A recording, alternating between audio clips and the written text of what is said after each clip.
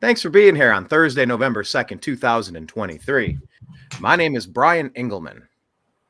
And I'm Blake Walley.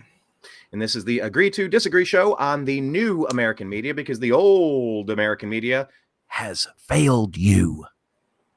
Thank you for joining us today. Please leave your comments in the things. Follow Blake in the things. I mean, in the chats of YouTube and Facebook and Twitter, everywhere. What is happening? Are you hearing this? Yeah, I can hear you. What's up? You got some technical difficulties? Oh, it's doubling up. Hold on.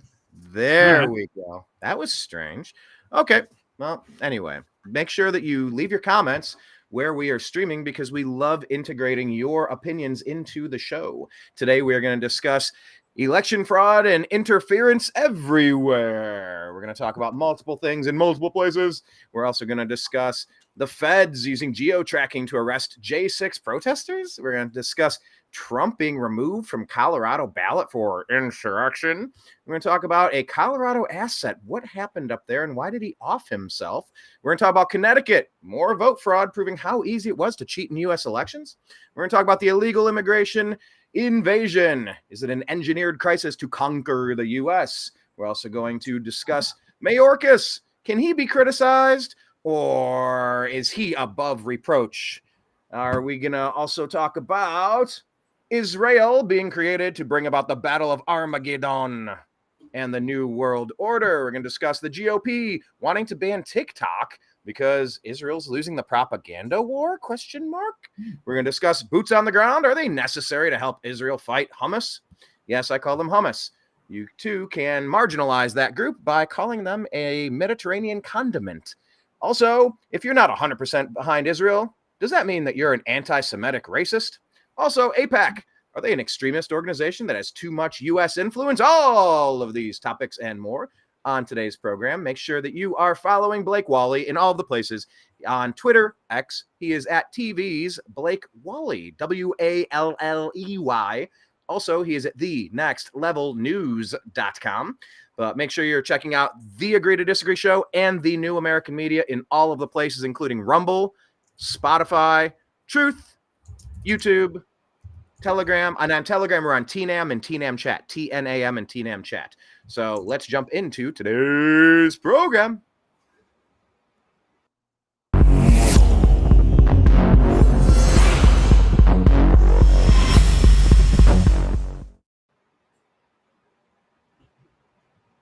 All right.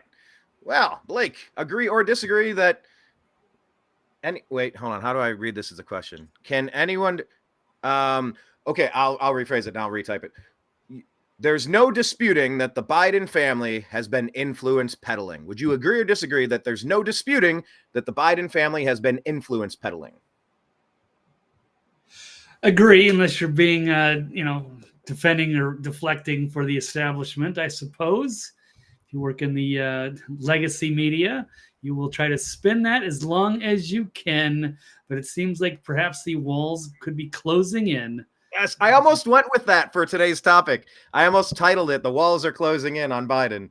It's such a hilarious phrase that they've used for Trump 1,000 times. Yeah, so we'll see how that develops. But yes, there's some interesting new information coming up today. Actually, I'll pull up an article or two. I've got two of them. This is no one is disputing the fact that the Bidens were influence peddling now. Well, we shall see. Let's see what Aaron Rupar and the Midas Touch people and all of these other Act Blue outlets have to solve this. Quick question. What is Midas Touch people? What is Midas Touch, or is it Midas? No, there's like a lot of activist blue groups that do a lot of influence peddling. They're paid influencers on Twitter. They're pretty predominant. I'm surprised you haven't seen them. But they go by the name of Midas. Yeah, it's like the Breton. Yeah, all the Misalis brothers. You haven't seen it. It's not Midas. It's Midas. Oh, anyway. I don't know. All right, I thought you would already know that. You don't follow a lot of the leftist accounts, do you? You stay in your bubble on the homepage. You don't have any lists or anything, do you? On Twitter, I don't know. X. No, nope. I see what I see. You see what's on the homepage, and then No. I try to limit my exposure to mental illness. I know I don't normally scan their crazy town Yeah, but situation, you got but to know what your enemies are thinking, or at least, man, maybe sometimes they have a point. It's always interesting to see that. I find that fascinating, and sometimes I spend as much time looking at them as I do people that I think are on my side or my allies. right. Always got to be up on top of what your enemies are doing. But anyway, let's get into this article while Brian refreshes here. The House investigator outlining an status of evidence against president and the family. Republicans took over the majority of the U.S. House earlier. There were hints of problems for Biden and his family. And of course, we got all the Hunter Biden's stunning $1 million a year payments from Burisma in Ukraine, and Joe Biden's boast about it. As vice president, having gotten an investigator looking into Burisma corruption fired by threatening to withhold aid, billions of aid, by American taxpayers. Surprising payments in the millions of dollars to various Biden family members. Some of those payments came from people and groups in China and Russia. Obviously, not our friends of the United States. So, lawmakers started investigating, and now there's a lot more evidence as they keep digging. And Representative James Comer, who's been working on those reviews, has explained in an interview just how much is there. And the next steps he confirmed will be to summon Biden family members to testify under oath. So we're not going to run this video, but I would encourage people to go check that out and see what's going on. Reading some of the quotes from James Comer, says he could have issued a subpoena weeks ago, but they didn't have the bank records then. So now they have the bank records. And now you want to bring them in. I think what the Biden legal team's strategy was, they watch conservative media. They're like, we need to subpoena Hunter Biden on day one. But they did this investigation, and there's 20 shells. No one knew that 10 members of the Biden family have received money from the influence peddling scheme.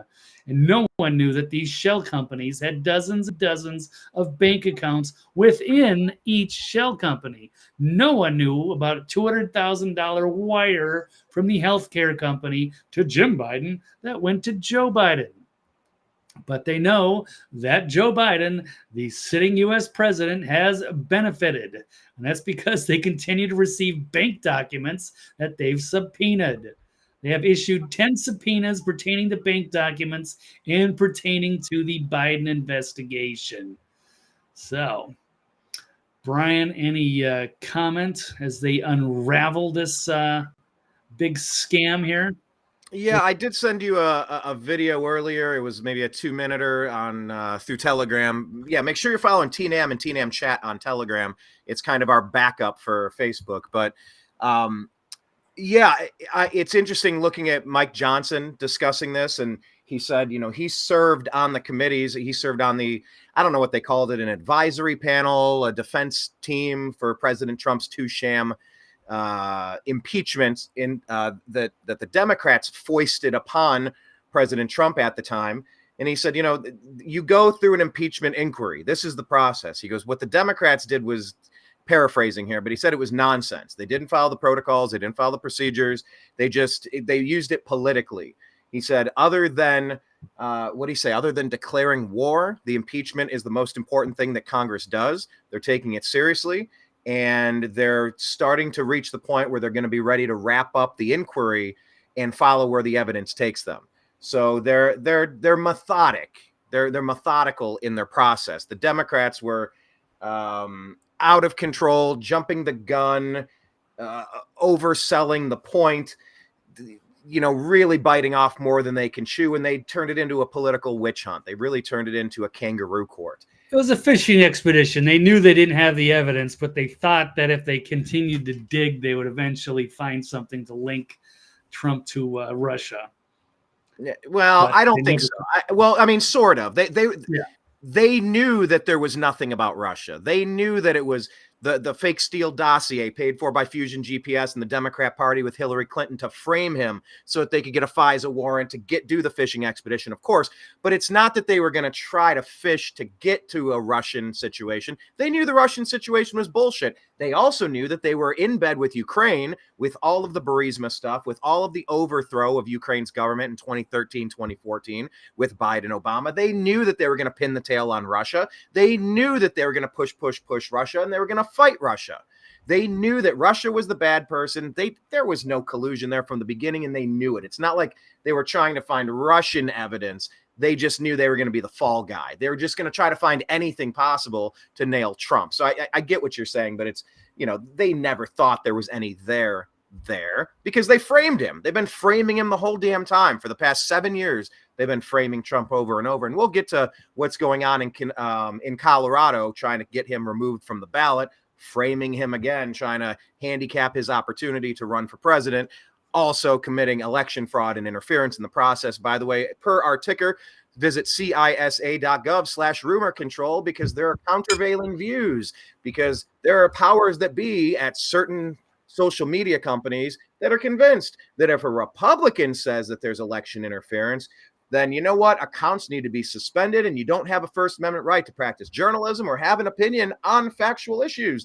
However, when a Democrat does it, like Hillary Clinton or Barack Obama or Joe Biden, you know what? They have free reign to claim election interference, voter fraud, rigged elections, Putin puppet, all of these things. So go visit cisa.gov/rumor control, because that is what they want you to do when a Democrat is on the opposing end of election interference accusations. Okay, are we clear? Are we crystal clear?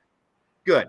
So yeah, I'm looking forward to Mike Johnson, the new Speaker of the House, quickly wrapping up this investigation, this impeachment inquiry, and just doing it already. We probably did a show weeks ago where I may have been elevating my vocal, my volume, and maybe dropped a couple of choice words to just do it already, because the evidence is mountainous. It is voluminous. It is obvious. Just do it. Enough with the inquiries, and we're going to run an investigation, and we're going to look into it. We're going to appoint a special committee. We're going to have a select committee. Just do it. It's so obvious that Biden is blackmailed and bribed and controlled. He needs to be removed from office. But however, let's not only get stuck on the Biden Burisma corruption. Let's not just get stuck on the bribes and the blackmail, which is obvious. Let's look at the border. Kamala Harris is the border czar. Joe Biden, being controlled by Barack Hussein Obama and his cronies and puppets who are running his administration because he's out to lunch. They need to be impeached for dereliction of duty and treason. They are allowing millions of unvetted people to flood across the border into our country while we have to take off our shoes at the airport, and they get to spy on our cell phone records without a warrant. It's bullshit. It's bullshit. They are flooding our country with people. It's dereliction of duty. It's treason. Get rid of Biden, Harris for that, and let's see President Johnson. Right? Am I saying that right? Mike Johnson. Let's get President Mike Johnson, get Harris and Biden removed immediately. It's obvious that they are circumventing the laws of our border, and they are committing treason to try to change the demographic of this country. They're trying to flood the country full of people who are not allowed to vote, that they want to try to get a way to vote, to rig the next election. It's all part of the Barack Hussein Obama plan. It's what you see across Europe. It's George Soros. They're doing this everywhere. They don't want borders. They don't want national sovereignty. They don't want freedoms and liberties. They want one nation under, oh my gosh, I better not speak up or I'm going to be destroyed by this new world order. Fuck that. So get rid of them for those reasons, and let's not only get hung up on the bribes and blackmail, Blake. All right, yeah, sounds fair enough. That's a good start to get this whole thing unraveled. So yes, unlike the Trump impeachment, they have a mountain of evidence. It appears this is not a fishing expedition. They got him pretty much dead to rights. And we got the major video of him bragging about firing the prosecutor. And of course, on this article, we see again this damning text from WhatsApp, with Hunter. So the House Committee on Oversight and Accountability under Chairman Comer revealed new findings that suggest the complex financial transactions involving the Biden family. And these revelations, video release and accompanying bank records indicate that Biden has indirectly benefited from funds originating from China. And yes, the 2017 series of messages between Raymond Zhao, an associate and his energy company. Correspondence reveals that Hunter demanded a capital payment of $10 million while suggesting that his father Joe was present during the conversation. Yeah, these are damning. They never had anything like this against Trump. It was just all speculation. The media ran with it and never actually had any evidence. And then they were forced to back off. So, yeah, let's see if we can read this tweet here from Hunter saying, I am sitting here with my father and we would like to understand why the commitment made has not been fulfilled. Tell the director that I would like to resolve this now before it gets out of hand. And by now means tonight.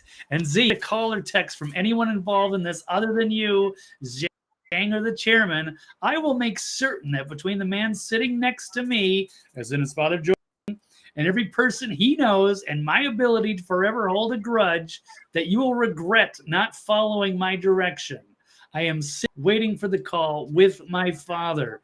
You better give me that $10 million. I mean, it's. By the way, let me just say this. Yeah. I love that message. I love the message. It's like something that would have been out of Godfather had Godfather been written today. Obviously, there wasn't like a text message. There wasn't a voicemail and cell phones and what have you when The Godfather came out and when that movie was released. But this really is mafioso style tactics. I just like the wording of, and my ability to forever hold a grudge. It's really it's so mafia. It is. I love it. I love the phrase. Now it's damning. Of course, it only works in like The Sopranos or The Godfather, Goodfellas or something. But it's so indicative of how this crime family operates. But I do like the sentiment. It's like that line should be lifted and put into a screenplay. Maybe I will, by the way. Maybe that's a Moon Saloon. Maybe we're going to lift that word for word, a couple of lines from that. Dreamer saying the inquiry folks keep the same new findings. We all know this is a technicality, although not specific. We have known about this type of stuff for years. Oh, we've known about all this. But what's going on is that the intelligence agency officials, the alphabet agency traitors, they've been running cover for the Biden administration because he's so blackmailed and compromised. Jocelyn says this is the same story that's been going on since last summer. One set of rules for Dems, another set for Republicans. Absolutely, Jocelyn. But they've had informants, they've had people inside, and they've been marginalized. And during the last election, there were 51 intelligence officials, air quote, you can just call them traitors. They were running cover for Biden and lying about the laptop. They were doing anything possible to keep Trump, who was free and independent. They didn't need their money. He wasn't blackmailed and bribed and controlled like them. So he wasn't their asset like Clinton. People blackmailed beyond belief with their 26 visits to Epstein Island, and Hillary with all the stuff she was doing and the private server and all of the stuff that Fusion GPS was doing. These people are corrupt AF. So they were able to do anything under their anything possible to keep Trump out of office. But they all lied about Hunter's laptop. They all lied about how blackmailed this guy is just to get him in office. And so right now, our government has been overthrown in 2020, and the intelligence officials that are supposed to just kind of keep an eye on things and watch out across the globe and keep us safe, they are as corrupt as the Bidens are dirty. Well, there you go. Now I got some graphics of the money trails from the Chinese company to the Biden joint venture to the Hunter Biden entity to James and Sarah Biden entity to another one to James and Sarah.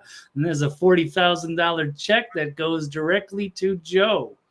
So here's it. They've got the paper trail, and this is just a part of it.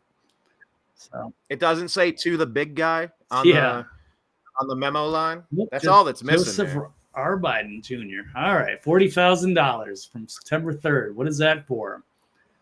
That's his cut. Oh, loans. I love how they always say they're loans. That's a clever legalese that they'd. Oh no, it was just a loan. Yeah, unpaid loans are called bribes, people. What were you borrowing money for? Get out of here. Get out of here. It's so patently transparent. It's so obvious what's going on. This administration needs an enema. To paraphrase Jack Nicholson as the Joker in Batman.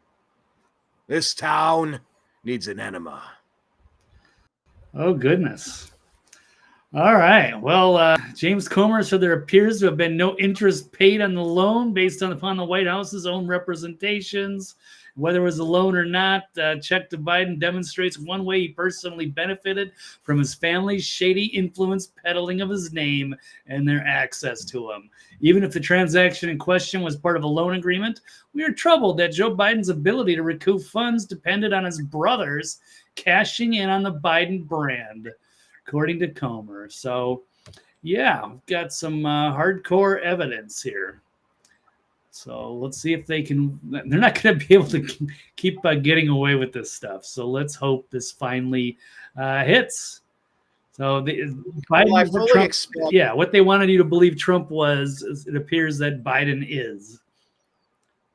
Yeah, exactly. The Democrats are masters of projection. Everything that they are and that they are doing is what they're accusing the others of, down to blaming Russia when they're the ones in Ukraine poking Russia.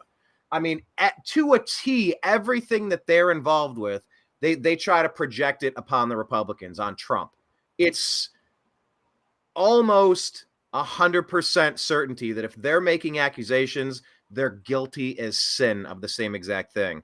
Jocelyn says, we started with Joe knows nothing, absolutely nothing about Hunter's business dealings. Now we have media slapped up enough to saying it's looking pretty overwhelming with the amount of evidence. Yeah, it's insanity. And you had Fox News and Chris Wallace running cover for them in the last election. Jocelyn says Biden lost 2020, but he was installed like a toilet. By the way, go to cisa.gov/rumor control for countervailing views, because they will tell you 2020 was, in the history of elections, the only 100% scandal-free, to borrow the Barack Hussein Obama term that they like to use about their 8 years in office, scandal-free, crystal clean, the only election that's never had any interference or any shenanigans attached. True Dreamer TV. Is this different than Dreamer Ultra? We got two Dreamers. Yes. Saying, show me a man that gets rich by being a politician, and I'll show you a crook, says Harry Truman. That reminds me of when I was living in Los Angeles, and I was bartending and booking bands down in Long Beach.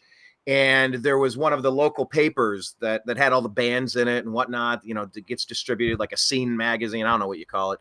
But it did a special on Tijuana's mayor. And I remember a quote from it. I was skimming through it, kind of checking it out. And the guy, corrupt up to his eyeballs. And he said, the quote was, a poor politician is a poor politician. And I did share something on Twitter, X. You can follow us at American_media_, at American_media_. And I linked it to at the unhappy hour _ That's our sports show, but it kind of combined them. It said, if a sports team, if an athlete can't bet on the games that they're participating in, why can elected officials make money off of the issues they're voting on? I'm paraphrasing it. I don't have it committed to memory, but it was a beautiful meme that just says, if you can't do this, if you can't bet on the sport that you're playing, how is Pelosi able to make so many tens of millions of dollars? All these politicians that have been around for decades, how are they allowed to buy stocks on the issues that impact the policy? How are they able to make this money? How is this fucking legal? How is this not criminal? Is there anybody that wants to oversee this stuff? Or is everyone asleep at the switch? Or is everybody, thank you, Blake, good work, sir.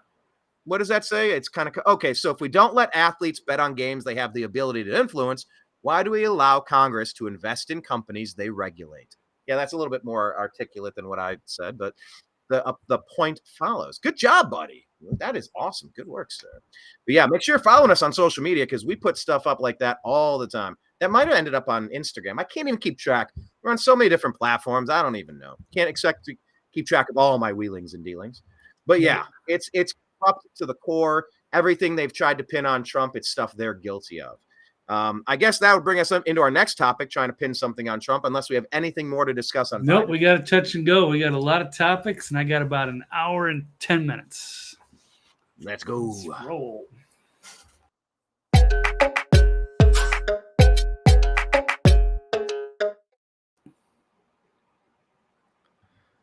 All right. Agree or disagree, Blake, that President Donald John Trump should be removed from Colorado ballot for his insurrection?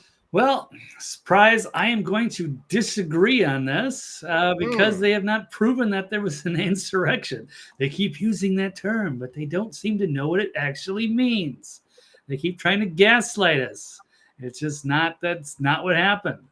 And he said peacefully and patriotically, make your voices heard. Yes.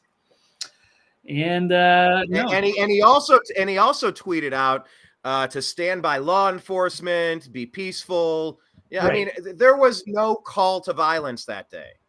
There was none, and we all know it. He was never convicted of anything. An impeachment or an insurrection. There's no such thing. They all came out parroting the same exact phrase, but just because they repeat something 100 times doesn't mean we're going to repeat it. How dumb do they think we are? But I guess that was that NAZ propaganda from the 30s in Germany. I guess we can't even say that word because stupid AI. But what's that quote? Was it Goebbels that said that the lie, the more likely it is people will believe it? Something along those lines. Yeah. But anyway, what is the who, what, where, when, why of this? What's going on in Colorado? What's the latest here? Well, we have some a newer judge here. I'll pull up another story here. The Colorado insurrection trial update. A Syracuse law professor testified Trump failed by not deploying National Guard on J6, ignores U.S. Wait a minute. What? Hold on. Yeah. That was Bowser and Pelosi and the Capitol Police that turned that down. Trump pushed for that multiple occasions. Yeah, exactly. So Tuesday was day 2 of the absurd trial to remove President Trump from the 2024 ballot in Colorado. The conflicted judge in the trial was appointed just late last year to the bench and took her seat just this year, January 2023. And she has previously donated to the Colorado Turnout Project, which is an organization hell-bent on removing insurrectionists from office based on their position on the January 6th protest in D.C. So it's wild that some in Colorado, they're so outraged by this D.C. protest that they are making it their mission to remove anybody involved or associated as insurrectionists that have to be taken off of ballots and they cannot be voted for. So this is an activist who's wearing a Halloween costume trying to pretend to be a judge. This is an activist first time actively donating money for political causes against Trump, trying to rule on Trump and trying to claim that they're neutral. Is this, once again, I'm going to call on this. For the love of God, anybody out there, anyone listening, please work this way up to the justices. There has got to be a fast track to the Supreme Court. This shit takes years to get up there. Oh, we'll announce 9 months out. We're going to consider these 30 cases, and out of these 30, we might rule on 8 to 11. We need a fast track for stuff like this. Any judge that's donating to an anti-Trump group and claiming to still be impartial needs to have their law license revoked. They need to be stripped of their judge responsibilities. It's rule number 1. If you have a vested interest, you cannot be fair and impartial. And if a judge is going to pretend that they need to be stripped of their position immediately. This shouldn't be kangaroo courted around for weeks and weeks and months. This is too damn important. Fast track it to the Supreme Court, strike them down, fire them, and move along and reassign this to somebody who actually hasn't donated to anti-Trump causes. This is absurd, Blake. We're using antiquated methods, almost as if we're by horseback. We're sending parcels over to Washington and waiting for the return over in Kansas to see if the Supreme Court will take something on. Shoot an email, fast track it, get a quick decision when it's super obvious like this, and stop the charade unless the Supreme Court's in on it. Yeah, I don't know exactly how that'll work, but I hear you. Maybe for something, these high profile things, there should be something, but story for another day. But in this case, yeah, this lady is barely been a judge for long, not even a year. Is obviously an activist and has a vendetta against Trump. So, and she's denied a procedural motion to dismiss this suit seeking to ban Trump. Suit cites the 14th Amendment clause banning those who participate or assist in an insurrection from taking office, a legal argument that centers on Trump's actions before and after January 6th. So attorneys representing the Trump campaign argue that Trump's speeches and actions surrounding the January 6th do not qualify as inciting an insurrection. Well, they didn't, peacefully and patriotically. There was nothing about inciting an insurrection.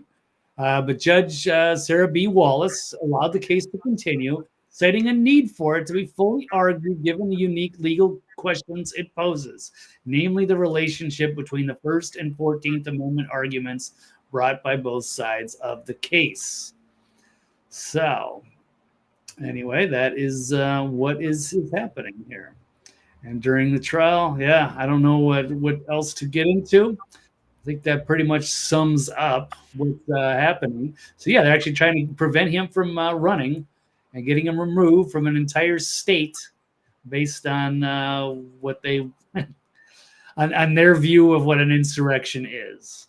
But if they seem to look up the definition and look at what it was actually said, they have no case here. But they're going to continue to push it anyway.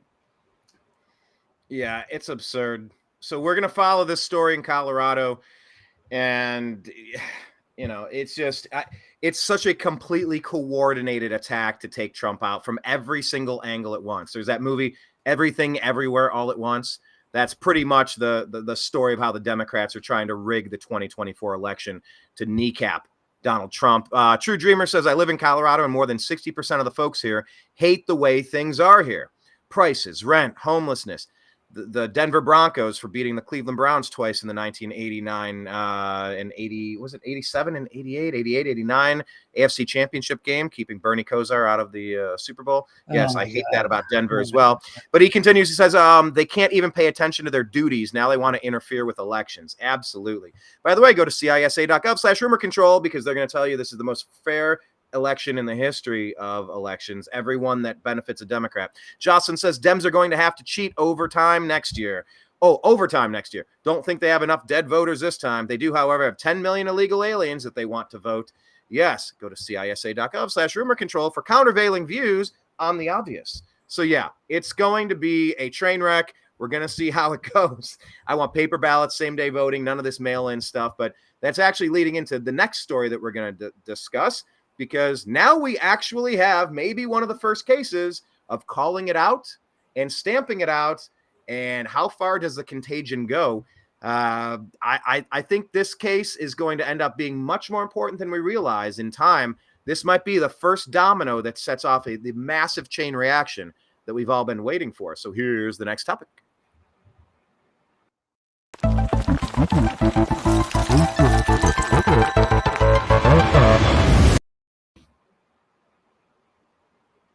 All right, so Blake, the possible Connecticut vote fraud proves how easy it was to cheat in U.S. elections. Agree or disagree? Yeah, I'm going to agree, especially when there's anything to deal with the mail-in ballots or if they don't check IDs or check signatures. There's a lot of things that could go happen. There's plenty of wiggle room. This is nothing that's really that secure. They even made a movie with the 2,000 Mules.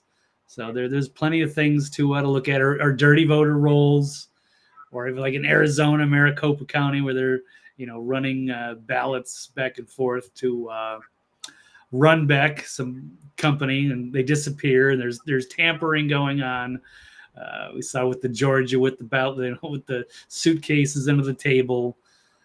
There's all kinds of ways to move things around. And I guess, there's a interesting case that just happened in Connecticut that shows that this stuff does happen. Not to mention the thousands of sworn affidavits that were not heard in Michigan. There was all kinds of shenanigans on election night. So plenty of reasons to for us to question, and we just want to call transparency. And yes, check what is the CISA.gov, CISA.gov / rumor control for countervailing views, because they are convinced, they want you to believe that this is the most free and fair election in the history of mankind. No cheating ever. There was not a single instance of cheating in the 2020 election. Trust me, 81 million people totally legitimately voted for the child sniffing, daughter showering, money laundering, bribing, dragging us into World War III, mental patient, rotting sack of meat bones, puppeted by Barack Hussein Obama, who didn't even campaign.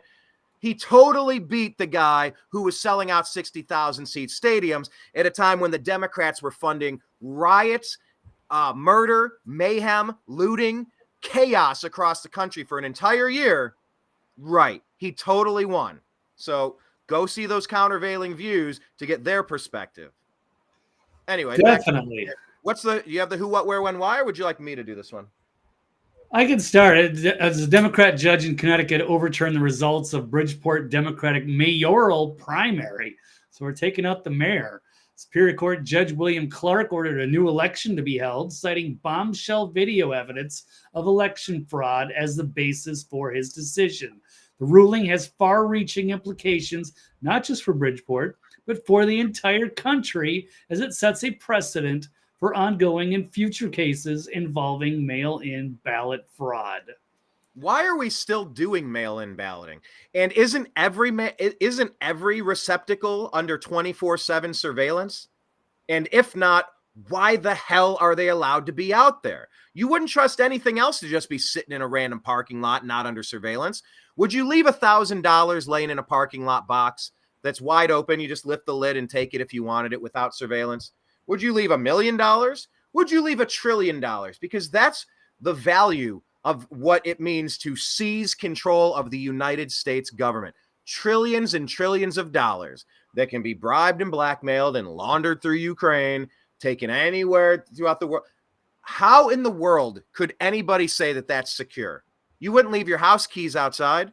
You wouldn't leave your car door unlocked. You're going to tell me that there's drop boxes funded by the fortification efforts of Mark Zuckerberg with his Zuckerbucks, and you're just going to trust that that's going to be fair? You got to be out of your damn mind. Same day, paper ballots, in person, citizens only, IDs required, period. None of this shit.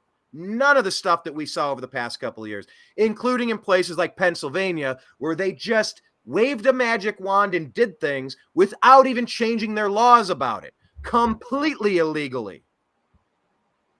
Yeah, and there's no pushback. I mean, they want to get 16-year-olds to vote. They want to get all the prisoners to vote. They want to get same-day voting so they can just corral people to voting for their person at the last minute if they have to. I think there should be some kind of a test too to see if the people have actually understand the political process, so they're not just running in there voting for one particular candidate because so and so told them to. So yeah, it would be nice. Let me add a couple of points here. Okay, so it was just 251 votes out of 8173. That was in the largest, Connecticut's largest city. The quote was, "The volume of ballots so mishandled is such that it calls the result of the primary election into serious doubt and leaves the court unable to determine the legitimate result of the primary." Clark wrote in his ruling, adding that the videos are shocking to the court and should be shocking to all the parties. The new primary date has not been set yet. Despite the judge's call for a new primary, the general election is expected to continue as planned. Ganim will appear as the Democratic nominee, while Gomes will appear as an independent candidate. Republican David Hertz and petitioning candidate Lamont Daniels are also running for mayor. But that quote right there, "The volume of ballots so mishandled is such that it calls the result of the primary election into serious doubt and leaves the court unable to determine the legitimate result of the primary." That is what Mike fucking Pence was supposed to say on January 6th, 2021. That's exactly what he had every fucking right to say on January 6th, 2021. Instead, you had assets on the scene at the Capitol. You had Pelosi and Bowser, the mayor of DC. You had the Capitol the Capitol Police chief, all declining President Trump's request for National Guard. You had barricades being moved. You had locked doors being unlocked. You had windows being broken. You had chaos with how many people? We don't know. You know why? Because Kevin dipshit McCarthy refused to release the January 6th tapes as promised to show how many deep state assets were at the scene, along with Antifa, along with undercover people who were committing the violence, who were committing the vandalism, who were committing all of these crimes, so that they could call an emergency and shut down debate on this topic where he could have and should have and had every right to say. The volume of ballots so mishandled in 5 states that paused counting, he should have done the air quotes, that magically paused counting at the exact same time while President Trump was up by hundreds and hundreds and hundreds and hundreds and hundreds of thousands of votes, magically flipped, that this calls the result of the election into serious doubt and leaves me unable to determine the legitimate result of the primary or of the election. Therefore, I'm kicking this back to the states because they have to figure this out. We do not have what we need in front of us to certify a valid election. That's what everybody was waiting to hear. But it seems like Pence was in on it with Pelosi. And by there's rules and there's protocols, there's procedures. Pence was usurped by Pelosi. Pelosi changed it into an emergency session. They locked things down. Then they hurried up and ran through certification in the wee hours of the night. After everybody in the lying legacy media started saying there was an insurrection today. Insurrection, insurrection, insurrection, insurrection. All in unison. They fortified the F out of that moment. That's what a leader should have done in that moment. Pence failed us. Goodbye, Mr. Lego head hair. I'm so sorry you dropped out of the primaries where Trump is leading by 65 points. Now we're just left with the warmonger Nikki Haley and that little sniveling rat, Ronnie D. Oh, it just irritates me. It was obvious that you could not certify those 5 states, at least, if not more than those 5 states. And they were supposed to be debating it that day. But instead, there was a peaceful and patriotic insurrection. It's so obvious how this went down. It's so irritating, Blake. Yeah, it is. We've lived through it, and it's taken over, and we're still years into it. We're going to get to the 4-year term and have to try to do it all over again, and we still don't have any, ensure that there's going to be any election integrity this time around. So go to cisa.gov/rumor control, by the way. Oh, by the way, Blake, don't worry. There's a plan. Just trust. There's a plan. Trust a plan. It's the biggest sting operation in the history of mankind. Yep. Don't worry about it. Don't worry your pretty little heart about it. Someone else will take care of it, right? 10 days of darkness, and then the military is going to swoop in and take all the bad guys to Gitmo and save the day. Yeah. Yeah, America. Yeah. Fuck yeah. All right, anyway. Coming again. Yeah, only Democrats have standing in our corrupted system. It's grotesque. It is grotesque. So anyway, anything else to add on this one as we bounce through? Not yet. Well, it is exciting to see. So hopefully this will, I don't know. I don't expect any Democrats to go, yeah, you know what? I think something's wrong here. No, if it works for them and if it benefits them, it's the ends justify the means, and they have no reason to change any of the policy. Well, Jocelyn says that the video evidence shown in 2,000 Mules shows the exact same thing, indisputable. I mean, I have conversations with our buddy Ford Fisher, and he's just very unconvinced by 10,000 Mules. But it's on camera. I guess the lack of producing all the geotagging data is enough for him to be unconvinced about it. But, I'll let him speak for himself. But I mean, it's on camera. Aren't these all on camera? Who's going to overturn 2020? I don't know. We're 3 years in. Nobody. Fucking nobody. That's who. As we move headfirst into World War III. Yeah, everything's fine. This is that meme with that little dog and everything's burning. This is fine. This is fine. Yeah, don't we all want World War III? Don't we all want to collapse everything that's good about the world? Yeah. You know, because Orange Man Bad, his tweets they were just so mean. They were so mean. Trust the plan, Stan. Continue with Gleedly. Okay, next topic. Oh, there we go.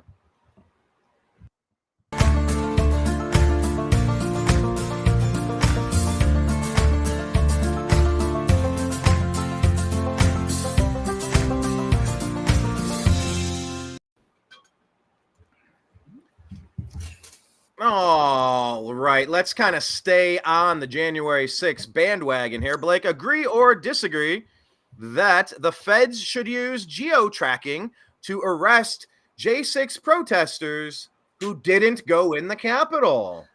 Absolutely not. So they're switching things up here. So now it's bad enough that they went over after all the peaceful protesters that had no idea they were in a restricted area, peacefully walking into the Capitol. And and all of a sudden now they're going to go after the people that were on the outside now. So this is what I'm seeing out of the gate. How are they still doing this? They had their kangaroo court, the Pelosi, the Kinzinger, the Cheney. It was trash. It didn't find anything. Trump wasn't guilty of anything.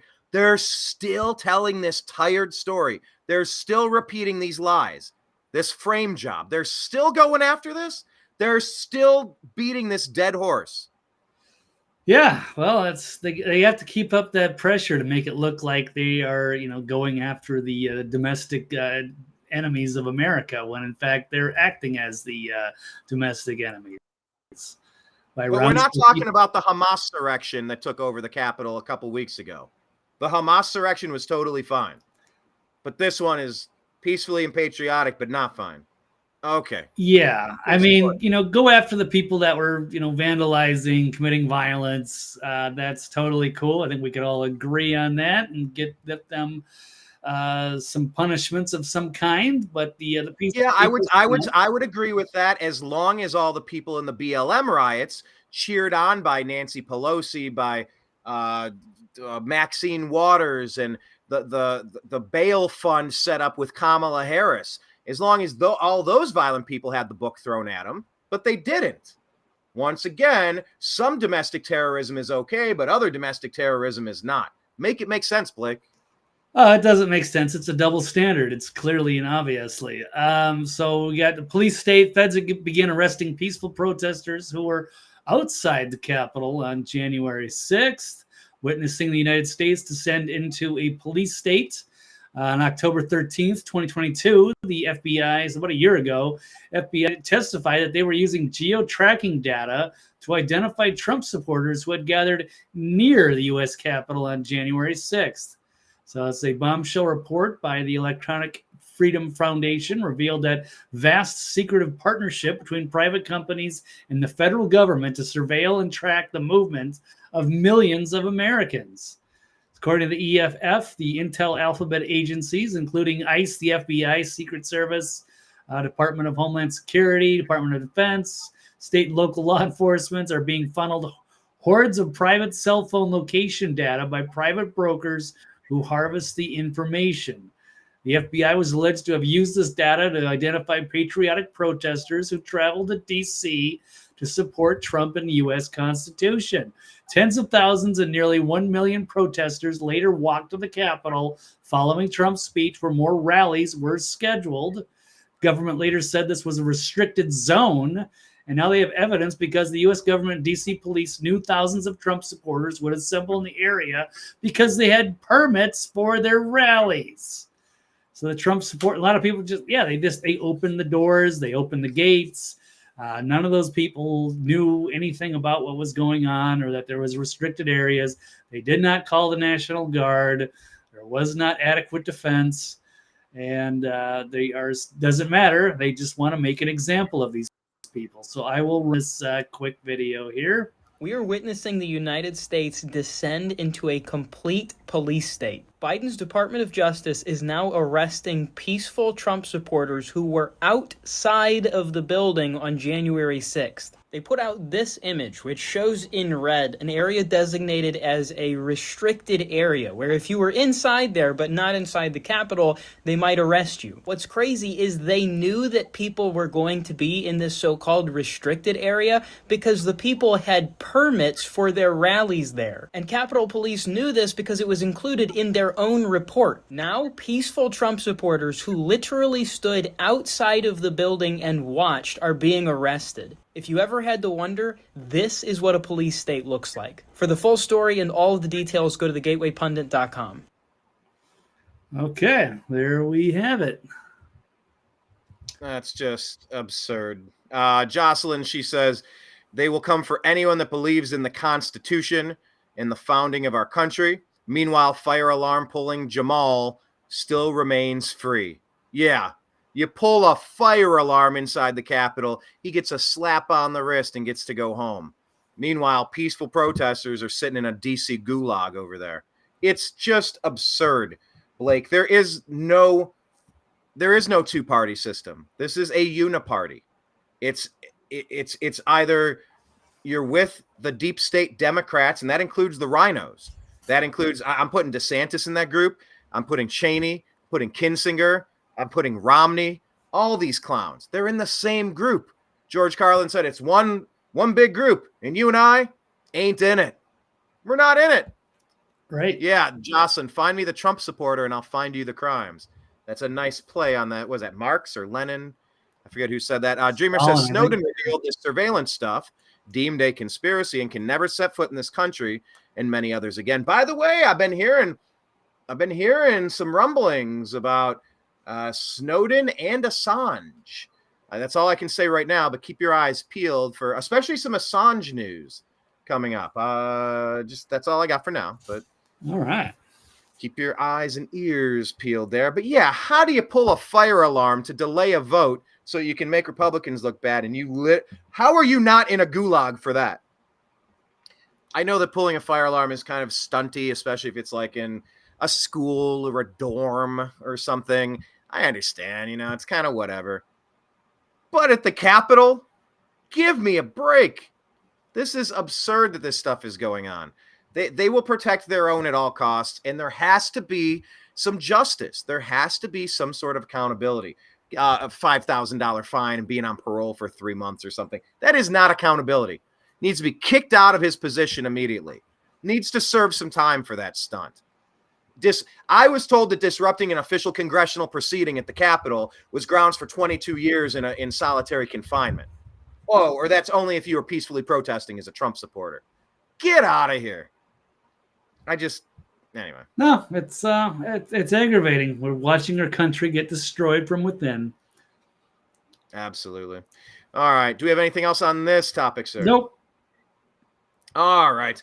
Then let's move on to the next one. We're going to go back to Colorado for something really interesting.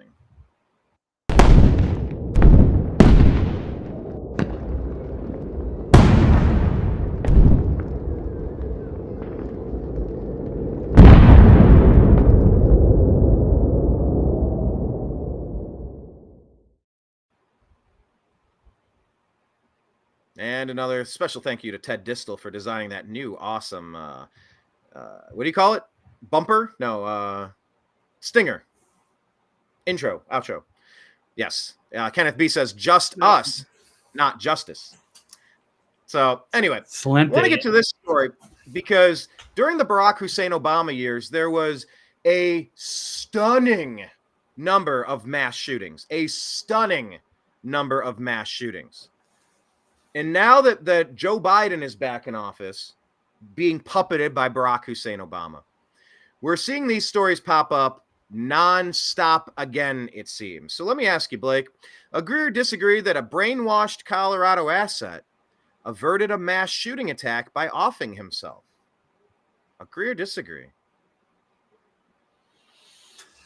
When you frame it that way, because I wasn't quite sure we were going with that, because you did say it was kind of a major story, and it is a I do. major story. I just thought it would pale in comparison, but I wasn't thinking about it from that angle. If we're talking about some MK Ultra, Oh yes, we some are. guy SSRIs ready to on command cause destruction that could be Hearing used against voices, political perhaps. enemies.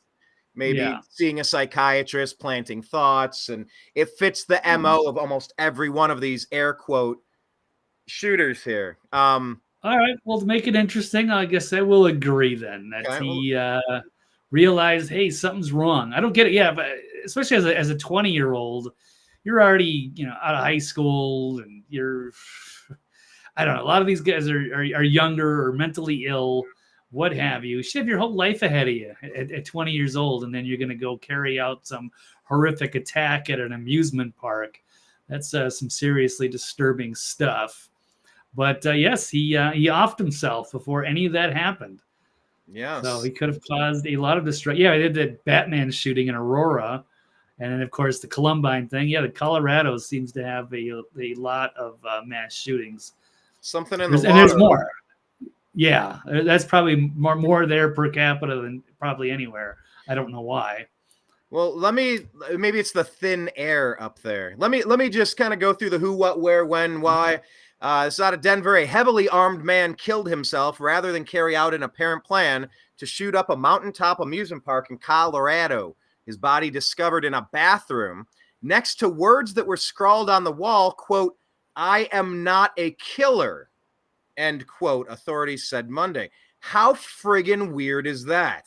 Diego Barajas Medina, 20 years old, was found dead in a women's bathroom at Glenwood Caverns Adventure Park by a maintenance crew on Saturday morning, before the park opened to the public. He died of a self-inflicted gunshot wound to the head, Garfield County Coroner Robert Glassmeyer said. Medina apparently entered the park while it was closed, armed with an AR-style rifle, a semi-automatic handgun, and explosives, and was wearing body armor and tactical clothing similar to what police SWAT team member might wear, authorities said.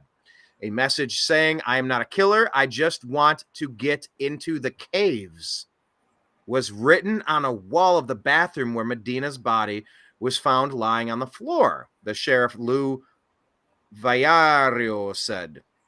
Nearby was a handgun and explosive devices, some real and some fake, he said. The AR-style rifle, by the way, AR is not assault rifle. It's Armalite, so don't be a dummy and don't think it is. It's an Armalite-style rifle, was on a counter nearby along with a duty belt holding several ammunition magazines. Vallario, maybe it's Vallario, could not say for certain that Medina wrote the message. Okay, that's interesting that they would decide to put that phrase in there. Vallario could not say for certain that Medina wrote the message. I mean, who else would have written it?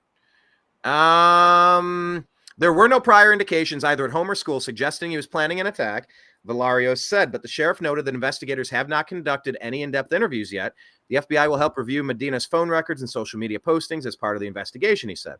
Given the preparation, the amount of weapons, the ordnance that he had, it seemed very highly likely he intended to use those against the community, and he chose not to. Multiple improvised explosive devices were found in the vehicle used by Medina. Authorities searched the rest of the park for other explosive, but suggested no others were found. Medina's body was removed Sunday after the scene was deemed safe, according to the coroner. The park likely would have been crowded on a fall weekend during hunting season when people go to the mountains to see the changing autumn colors. Given the park's isolated location, which takes visitors to a gondola, through a gondola to get up there, normally it would have been difficult to get any wounded to the hospital, he said. Medina was from the nearby town of Carbondale, where he lived with his mother and brother.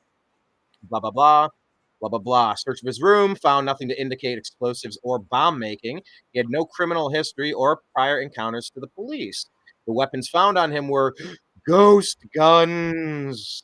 You mean the ones that are allowed because shall not be infringed by our Second Amendment? I digress. Which do not have serial numbers and therefore cannot be traced. His clothing had patches and emblems that gave the appearance of Medina being associated with law enforcement. Some of the suspected explosives turned out to be fake, including several that looked like hand grenades, but others were real.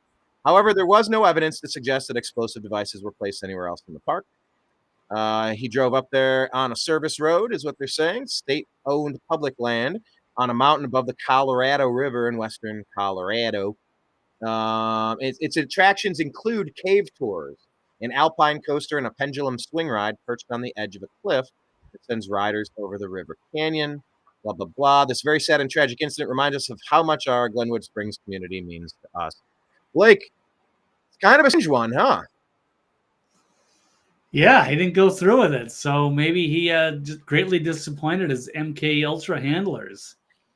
But yeah, very strange, and it's like off season. I don't know. I'm surprised they have any kind of amusement park open this late in the year. The Colorado weather isn't that warm. I wouldn't think this time. I don't know. I don't know anything about it, the park, but. Very weird. Yeah. He went out to cause mass destruction, kill innocent people, and then thought better of it.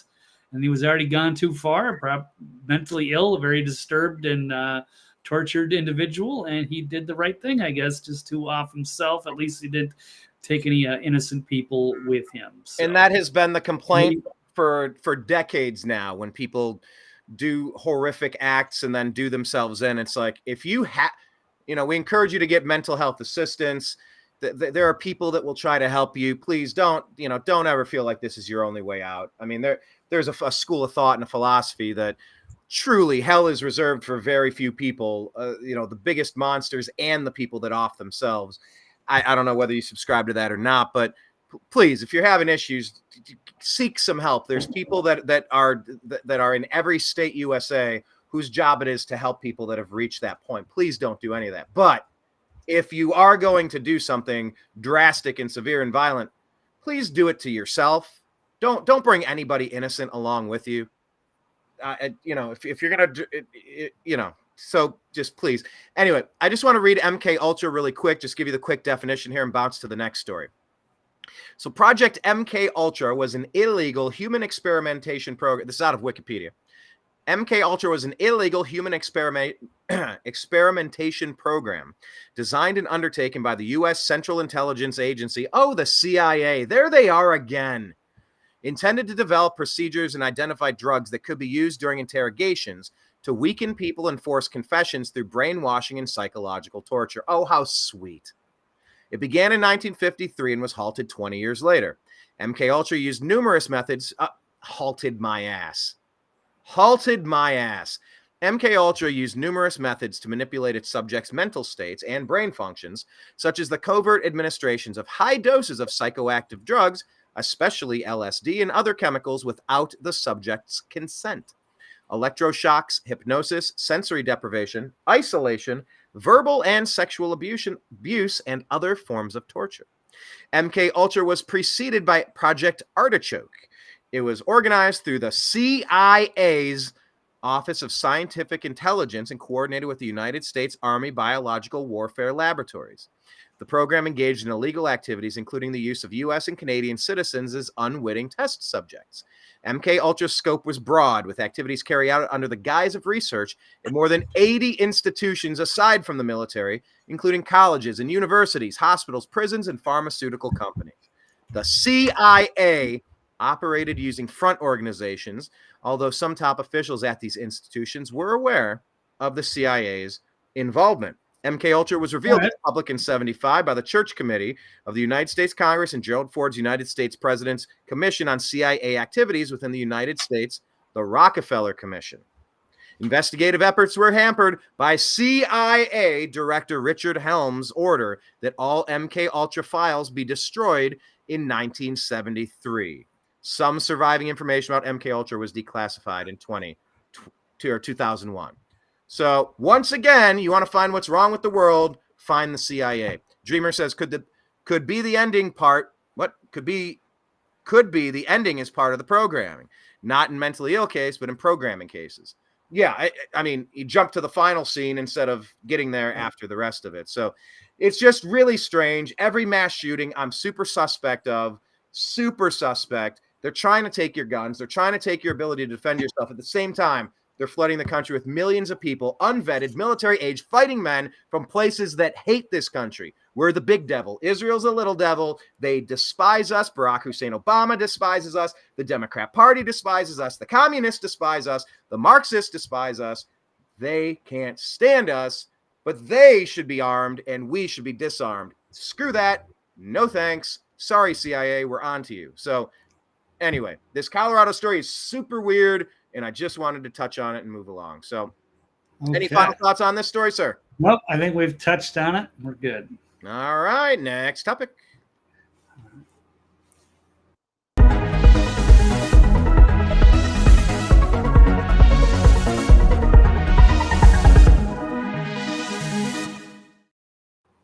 All right, and here we are. This is probably what could have been the number one story because this is absurd. This is insane. Blake, agree or disagree that the illegal immigration invasion is an engineered crisis to conquer the United States of America? Yeah, I agree in part. It's certainly going to be, yes, undermining the culture and its people by bringing in a lot of people that are not real Americans. They didn't come in the right way, or they want to embrace this country or happy to be here. They're just kind of refugees in a way, and they're going to be used as a potential voting bloc and the replacement as they go after their enemies, and as well as they kind of bring us into this more, World Economic Forum version of what they want the United States to be. They don't want us free and sovereign, First Amendment, Second Amendment, Fourth Amendment, all the amendments, the Constitution. No, they're going to try to bring everything into this, greater plan that they want. No world borders either. They don't want borders. They want everything blended together. No thanks. We run an organization here called the United States. Let's keep it that way. We don't want to listen to the WHO and the NWO, anything that ends in O. No, no, no. Yeah, absolutely. So we have to be very mindful of that and keep our sovereignty, or we won't have a country anymore. It'll be void of the culture and the Constitution that made this country great and inspired people around the world to want to live here or to be like us. Can you full screen that image, sir? I will. Elon Musk saying the scale of illegal immigration across the U.S. southern border is staggering. And while they have us distracted, a massive caravan is marching to storm our border. This is not a crisis. It's an invasion. Assuming I can get this video to work. That's always the challenge.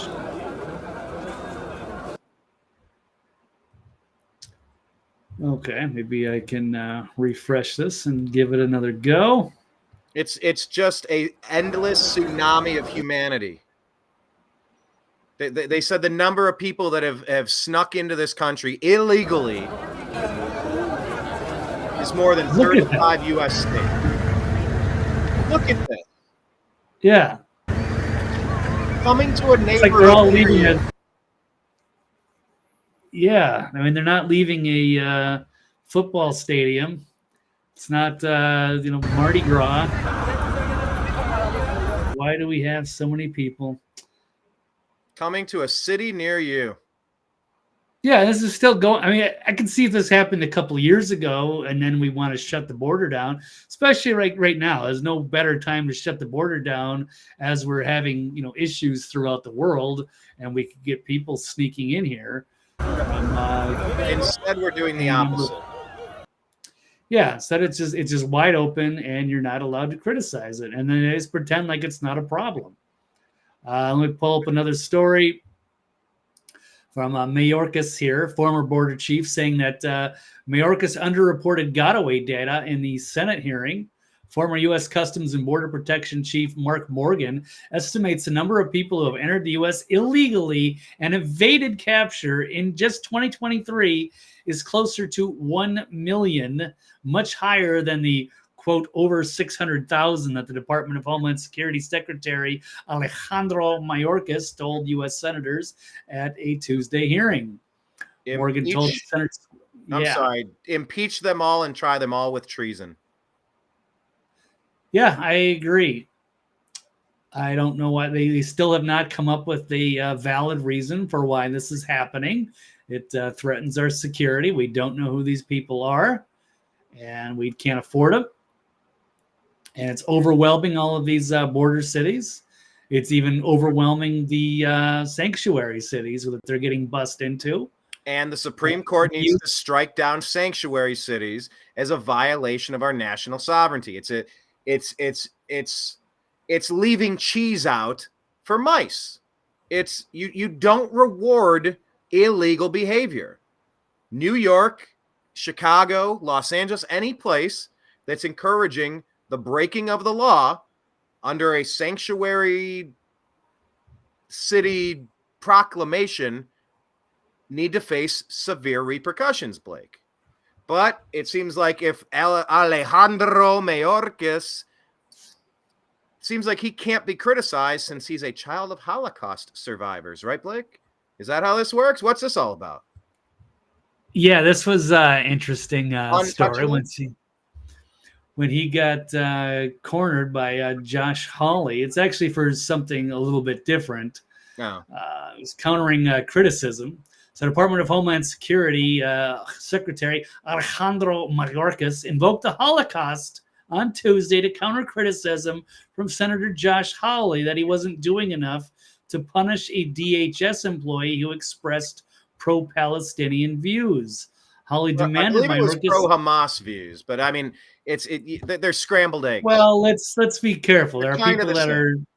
Well, okay, that's not quite. That's a little bit disingenuous. That's not always. That's kind of one of those talking points they're putting. If people are supporting Palestinian people, all of a sudden they translate that into no, you're pro-Hamas. It's like no, not Hamas necessarily. Has run Palestine for 25 years, I believe, 28 years. Yeah, but that's a way of twisting the narrative. That's not entirely true. People are disturbed by the violence out there. Only about 50% of the Palestinians even support Hamas or what have you. So it's not fair to say that people that are against this war are automatically pro-Hamas. That is a stretch. All right. No, that's a stretch. That is a stretch, Brian. Come on. All right. So not everybody that supports pro-Palestine. So what was the Mayorkas interaction here? What was this all about? Why did he bring up something from 70 years ago? He's committing treason today, and he brings up something from 70 years ago. What is this about? Right. Well, Hawley demanded Mayorkas answer that he had fired whether he had fired an officer for posting an AI-generated meme image of a Hamas paraglider to her personal Instagram account, along with the caption "Free Palestine." So here we go. Gross. Mr. Secretary, what's going on here? Is this typical of people who work at DHS? This is an asylum and immigration. I think it's these videos. Frankly, pro-genocidal slogans and images on the day that Israelis are being slaughtered in their beds. What have you done about this? 4 things I'd like to say to you.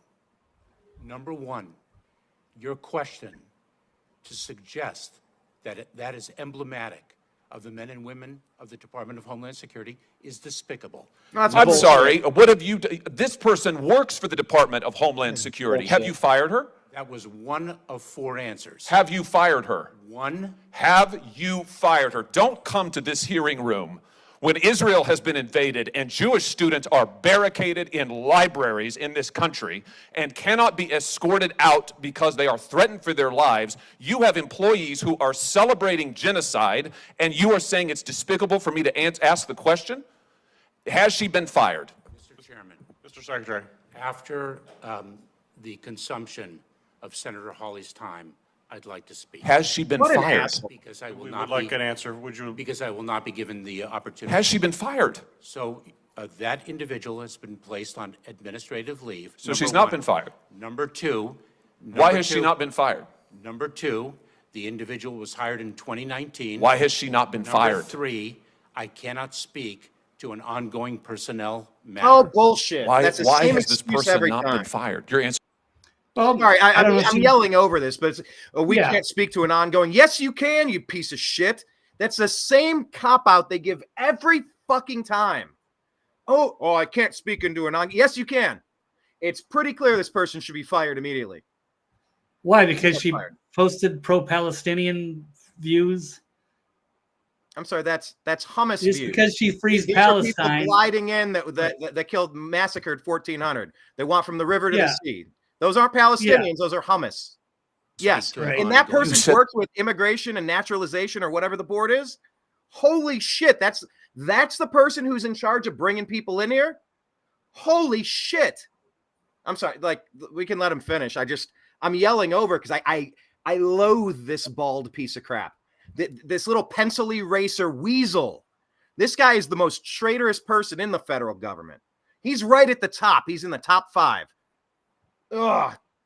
Just let this exchange finish, and I'll shut up this time. Said that you will Personnel not. I matter. can't believe that you would come to this committee knowing this. You know about this. I've written to you about it. You know all about it.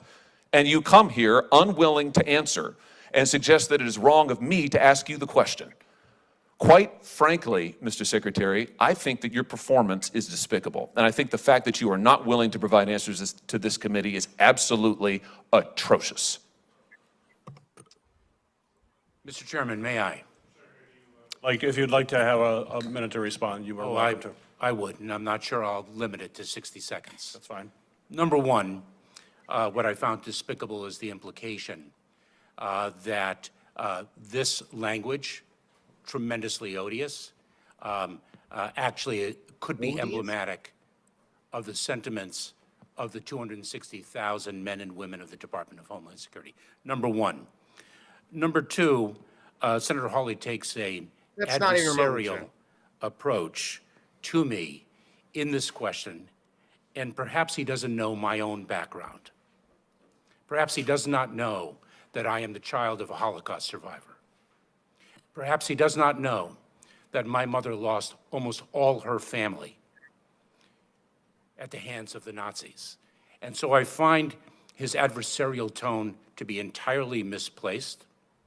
I find it to be disrespectful of me and my heritage, and I do not expect an apology, but I did want to say what I just articulated. Thank you. Mr. Chairman, doesn't can deserve I just any respond since he has referenced me personally? Senator Hawley, we need to move on. Senator Romney, you're recognized for your a minute. questions. He doesn't get a response?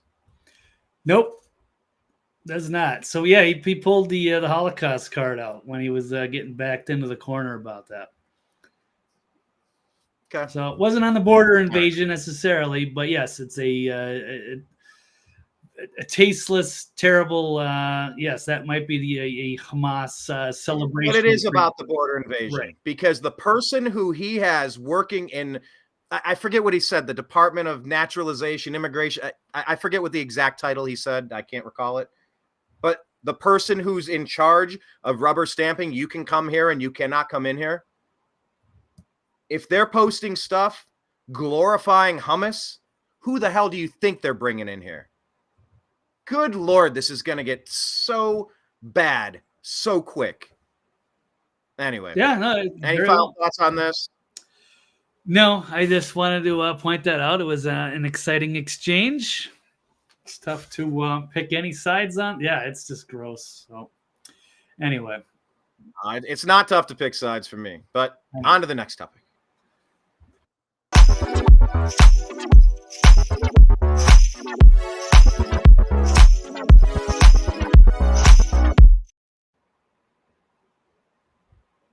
Oh, so many here. Any place you want to start on these 5 that remain? Do you have a preference? I don't You have even an know what order you in your got head? in there, so just go ahead, let it rip. I've only got about 15, 20 minutes left, so. All right, agree or disagree, Blake, that Israel was created to bring about Armageddon and New World Order? Agree or disagree? Oh, man. I'm going to agree. It's tough. Slightly. I'm going to slightly agree with that. It's an old clip, but it's a good clip, and it's from one of the legends in our space here, Bill Cooper. By the way, Legend pause on Bill Cooper. Yeah. I just want to say Dreamer Ultra says it's disgusting, and it's why I don't watch hearings. Blake, you must have an iron constitution to put up with that. So thank you, Dreamer. Perhaps, yeah. I enjoy this. I enjoy these tense things. But anyway. All right, so what's this one? What do you got on this topic? You got a story to share? Yeah, I'm gonna bring up this. It's an old video clip. It's a blast from the past from one of the pioneers of this movement. Allegedly, even perhaps the original Alex Jones, and perhaps there are even some rumors that say Alex Jones was. Or they got rid of Bill Cooper. They killed him after 9/11 because he was exposing everything, and that's when Alex Jones made his big move. And then they say Glenn Beck came around to take over for Alex Jones to be even a more crazy version of that. But Bill Cooper, one of the OGs on this video, but this is way back in the day, so it could be slightly inaccurate. But let's take a look, assuming my internet will play. Ryan, okay, you're back. Okay, let's take a look. What role? So it says, just in case anyone is wondering how this is going to play out with Israel and with the Zionists in charge, Bill Cooper is a former intelligence officer in the government, and he knew how this would all play out decades ago. You're welcome. And keep in mind, yes, he was one of the most outspoken conspiracy theorists, had 9/11 pegged, knew exactly what was going on, and was murdered outside of his home.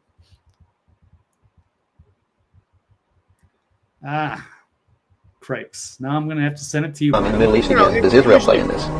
Israel was created as the instrument to bring about the Battle of Armageddon and the fulfillment of prophecy, a war that would be so terrible, where nuclear weapons would be used, so that the American citizens and the other...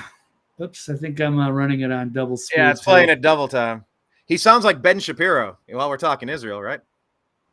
people in the world would get down on their knees and beg for no more war. And what is the answer to that? They're going to be told the only way we can guarantee no more war is if we destroy the sovereignty of nations and we come together as one humanity in a one-world government. Right. Now, I'm telling you, unless the American people wake up. Of course. Yeah, just the continued issues with trying to run these videos. And stop it. Starting in about 1996, the Battle of Armageddon will become a reality. What role in the Middle East again does Israel play in this? Israel was created as the instrument to... That might even be Alex Jones talking there. He used to have a much more prominent, like exaggerated Texas accent back in the day. So I don't know if that's, it could, I don't know who else would be interviewing him too at that time. So there could be some interesting history. About the Battle of Armageddon and the fulfillment of prophecy. So I don't know. That's an interesting. So that comes about, but he said that was going to be happening like back in 93, 96, Battle of Armageddon. So I don't know, but there's something perhaps that it could be true, and it is interesting just to see him speak again. And 5 years later, 9/11 happened, and it was, you know, there's a lot of rumors as to who was behind those attacks. Of course, we went into Iraq that had nothing to do with that. You know, these were Afghanis. These were where else were they from? They were Saudis, right? So we go into Iraq for some reason. Good stuff. Yeah, there was some interesting people, and Israel was also connected to that allegedly as well. So there's always been some meddling around in our foreign policy. And that could be. I don't know. And now we see that things are escalating really bad. And there's been talking about Samson options and nuclear war and biblical prophecy. And you got Bibi Netanyahu, bringing up these things with the Bible and how he's the people of light and they're fighting the forces of darkness and all of this stuff.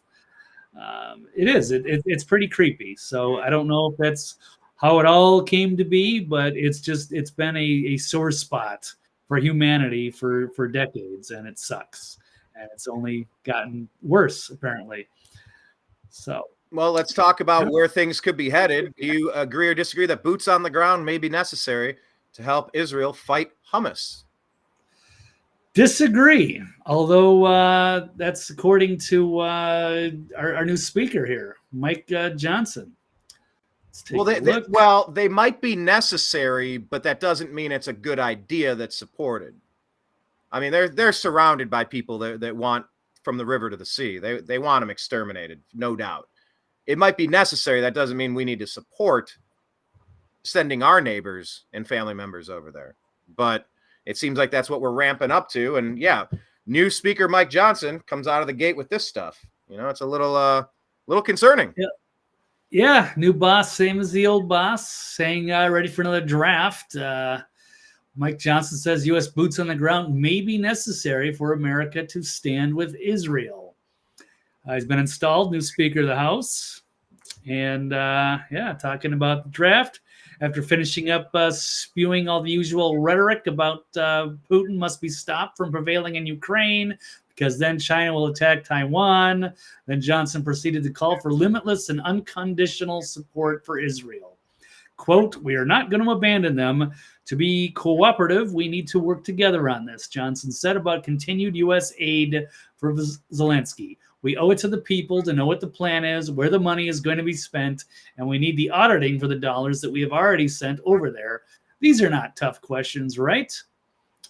So, yeah, one thing that the House Republicans are resolved on is that we must stand with our most important ally in the Middle East, and that's Israel. So, and as we kind of briefly covered last time, I don't even think we ran the video of basically like a Gen Z person talking about. I did after. I think you had to bounce, and then I played it after. He's like, "I'm gay. You don't want me on a battlefield, and that's if you can find me." I mean, yeah, exactly. So I don't have a lot of faith in Gen Z. They are not the most. They don't represent the Americana. They're not. This is not the World War II types. It's not the Vietnam types that are going to gung ho go into battle and save the day. This is going against the Russians or some of these other terrorists. So I think there's going to be a lot of problems in that. I don't think they're going to fare too well. I mean, I don't think we should get involved in this war. There's that I'm hearing special forces also got chewed up pretty good. They've already gone into Gaza. There's that phrase, F around and find out. And, you know, if it ever became time to defend my home and my street and my neighborhood, all right. I mean, look, if you're backed up against the wall, you do whatever you got to do. But would I be raising my hand to volunteer to go be a pawn in somebody else's game of chess? That's not my bag. That's not my cup of tea either. I didn't say it as flamboyantly and flashy as that Gen Zer that had his little video the other day sashaying around about good luck finding me. But and I don't. That's not my cup of tea either. But yeah, unless it's defensive, no, I'm not going anywhere either. Jocelyn says with $86 billion worth of equipment and thousands of Americans left behind and over 40,000 of unknowns flown into America, plus over 35 million illegals entering the U.S. this year alone, lock and load. We should worry, and we should be leveled up. Blake, did you level up in the past week? You and I were talking. Nope. Okay. To be continued. We'll talk offline. Yeah. Okay. Do it this week while you can. Do it this week. We'll talk. Yes. Talk. Okay. But okay. So anyway, that's what's going on there. Boots on the ground, perhaps. That sounds like an awful idea to me, but we'll see. Yeah. The Israelis, that's their battle. They know the territory. We shouldn't be sending our special forces troops to go fight a ground war in Gaza with all the tunnel fighting and the urban warfare. It's a big mess. I think it's a lot less tunnel fighting than there used to be, though. Like they're pumping it full of purple gas, and they're getting where it's popping up, and these tunnels are being just absolutely leveled. They're over it. They're sick of them using the tunnels. But unfortunately, they hide behind. It's always human shields, and right now they're trying to justify that they're going to drop nerve gas into the tunnels. It's pretty crazy too. So let's talk about the TikTok ban. GOP wants to ban. Real quick, I'm just also going to quick say that the Israel-Palestine war will be a graveyard for the American empire, just because it seems like if Russia and China and Iran get involved, they're probably going to be against us. So how much do we really want to support Israel if we're going to get dragged into a war against Putin and the Chinese? We've been in a war with Putin for 2 years now. And it's a proxy we never war. declared it. Yeah, it's a proxy war. Yeah, it's a proxy war, and Ukraine is getting their ass kicked. I heard Yeah, they their are. average age of their soldiers is now like 43. into their 40s because they have nobody left to go fight. It's disgusting. The fact that Yeah. Zelensky went along with this, the fact that Biden, Obama pushed for this, Victoria Nuland, it's just disgusting. They should have just eased up off of the Russian border and stopped this. But they have their plan. They have their 20-year plan, these 50-year plans. They're obsessed with this. See you, Frankie. Thanks for joining us today. Hi, Frankie. Thank you. Hey, Yes. Frankie, before you go, you need to tag us and follow us at American_media_, and we need to add you to the Twitter/X group. We're trying to get everybody, Dreamer, Jocelyn, everybody. We're going to continue the Agree to Disagree group outside of these two shows that we do each Tuesday and Thursday. Jocelyn says she truly feels we're in the beginning stages of World War III. Every day it's getting worse and worse. Yeah, we've been in it for quite some time. The history books might say it started in 2001 with the Twin Towers. Maybe it started 2 years ago with Ukraine and Russia. But regardless, I feel like we're in that as well. Blake, I want to get to the rest of these while we have you. The GOP wants to ban TikTok because Israel is losing the propaganda war. Is that something you agree with or something you disagree with? Well, I'm going to agree with it, yes, but they've been saying, to be fair, they've been calling for a ban for TikTok for a while. But now and so was Trump. Trump hasn't been in office for 3 years. Unless he's your secret president. Trust the plan.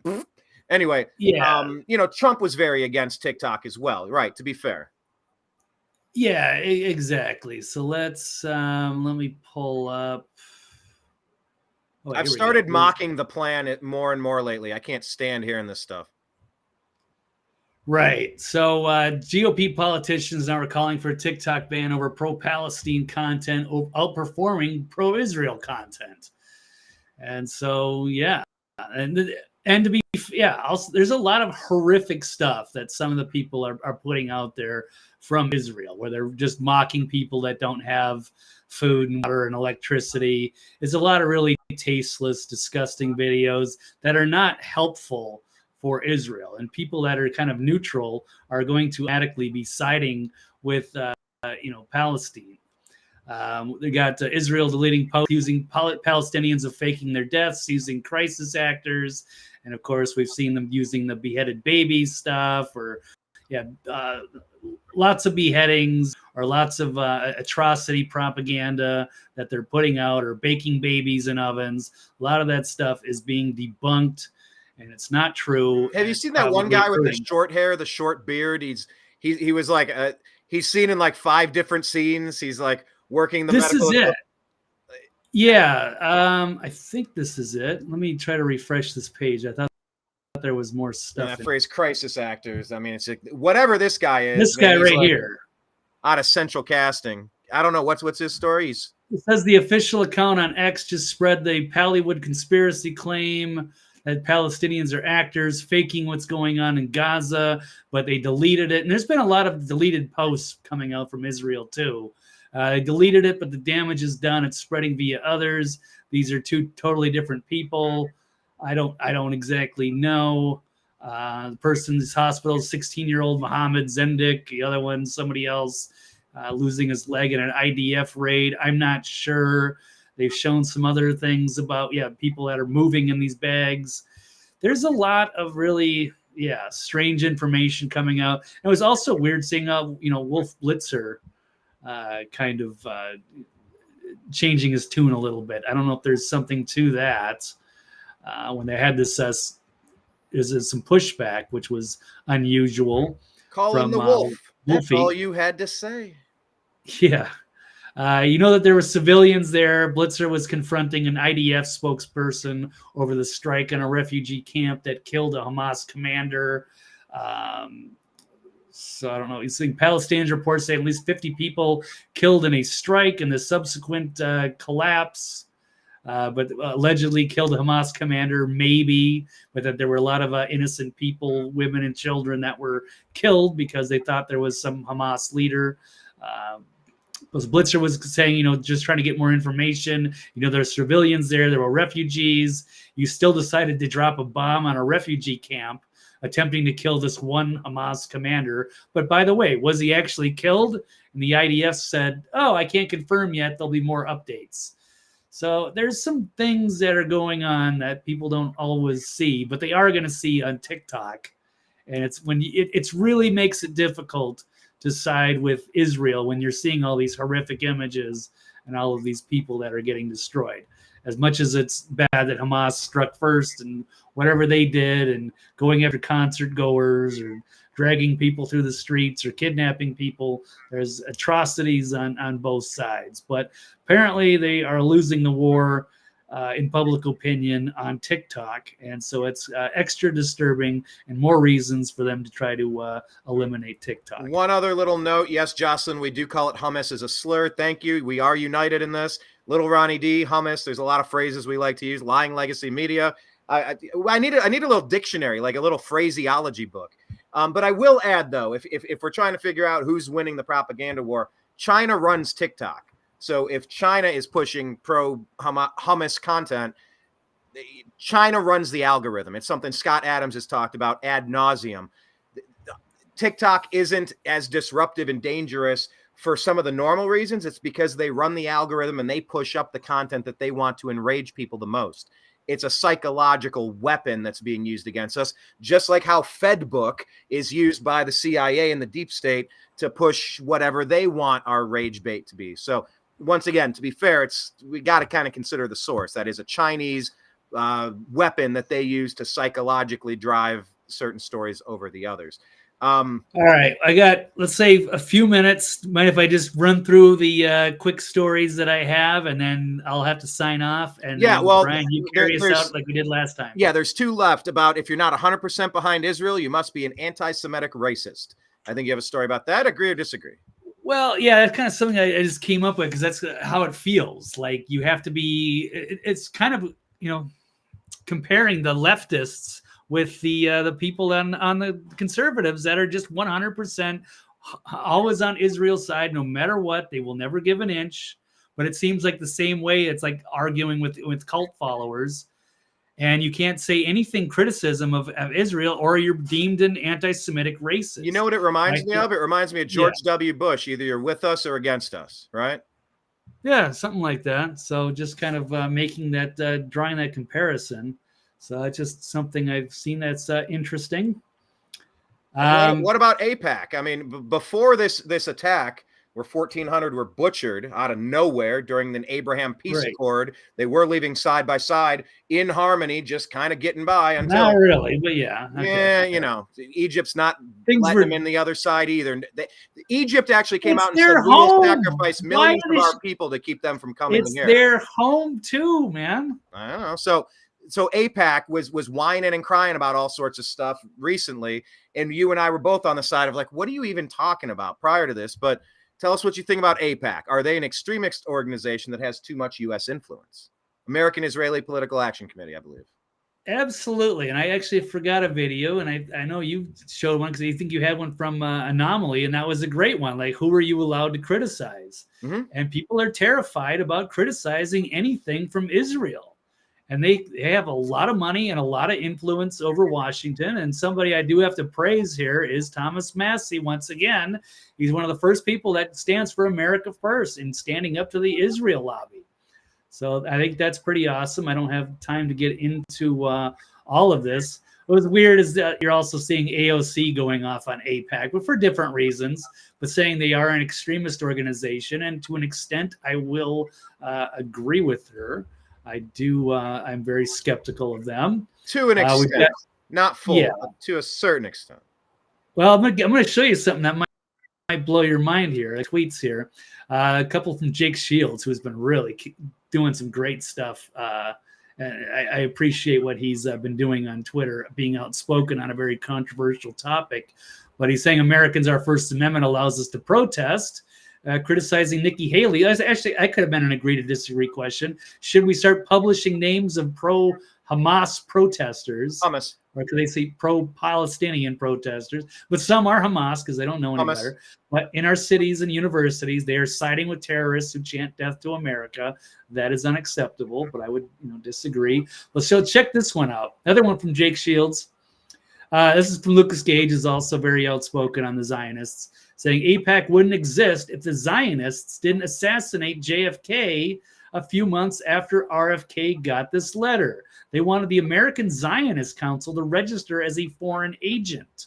Like I was trying to tell you before, like the Zionists were viewed very skeptically a long time ago, and now we've kind of normalized them. But a lot of people were, didn't.